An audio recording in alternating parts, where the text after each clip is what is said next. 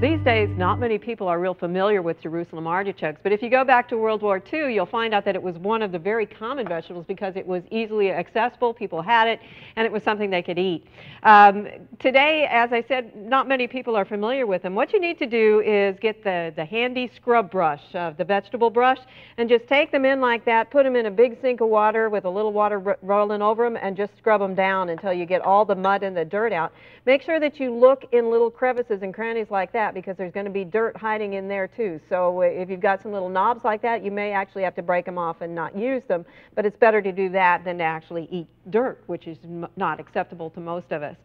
I've got a saucepan or a skillet that I'm warming up. When you're working with Jerusalem artichokes, be careful what kind of pan you use. You don't want one that's made out of aluminum or iron. Either one of those are going to turn your Jerusalem artichokes dark. So use an anodized aluminum will work, or stainless steel is great. We're doing Jerusalem artichokes with cider and ginger today. And I've got about a tablespoon of extra virgin olive oil, or you could use canola oil. And I've chunked up our Jerusalem artichokes. Now ours are relatively small compared to what you would find if you actually went to a market, or you might have had a better crop. So some of ours I didn't actually even cut. We're going to put them in over a medium heat for about 5 to 7 minutes.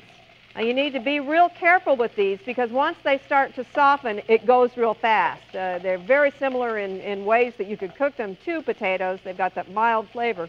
But once they start to soften, you need to check them fairly often with a skewer or a paring knife. Just poke it in there to make sure they're going to be not overdone, because they get really mushy if you overcook them.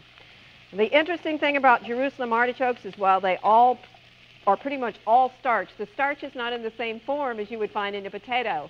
It's in the form of inulin, which is not digested by the body. And so while that can be useful in some respects, because it's not digested by the body, it passes through the gut, where the bacteria are going to work on it, and you're more apt to get a lot of gas. So when you try Jerusalem artichokes, if you've not had them before, you need to take a very small serving that first time and find out how your body reacts to them. And you can work your way up to larger quantities, but that first time, just take the yes, I'd like to experience kind of taste. As I said, these are going to cook about 5 to 6 minutes, depending on how big the pieces that you cut it into are. So we'll just let it cook and we'll come back. Okay, once they are pierceable with that knife, you're ready to go. We're going to remove them from the heat at this point and stir in the final ingredients. What we're going to do is stir in, well, actually we need to cook it just a little bit longer. I have 2 teaspoons of grated ginger. Now, ginger is an interesting combination with this one, because the artichoke and the ginger actually look so much alike. And this is going to be pretty spicy, so that if you don't like things that are spicy, you may want to use less ginger. Maybe start with a ½ teaspoon the first time, because this is really going to perk up the flavor. And it's only about 30 seconds because it's grated. You can see there that the ginger and the artichokes, the Jerusalem artichokes, have a lot of resemblance between each other. They both look like fingers, basically. The one that the ginger is partly used, but it's got that big finger appearance to it, as the Jerusalem artichokes do. So if nothing else, they should be together for that reason. So we've got the ginger in there, and then I'm going to add about 1/4 cup of apple cider. Now the pan is really hot, so most of it's going to sizzle away and just leave a lot of intense flavor there with it. Also, I'm going to add 1/4 teaspoon of black pepper and about 1/4 teaspoon of salt. I've got a little bit more here than I need.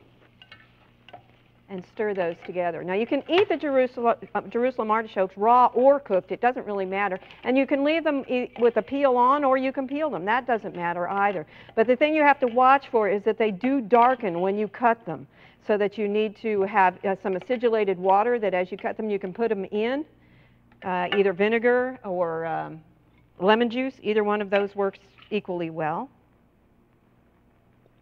And if you cook with a little bit of either one of those, remember, because it will help keep them firm, you want to add it towards the end, just like you would if you were using green beans. If you like lemon flavor, add it when they're actually already tender. There you go. Something that most of us are not as familiar with, but if you ask your grandparents, they probably do remember having Jerusalem artichokes. I'm putting a little bit of parsley on simply for color. This is Jerusalem artichokes with cider and ginger. For Oklahoma Gardening, this is Barbara Brown.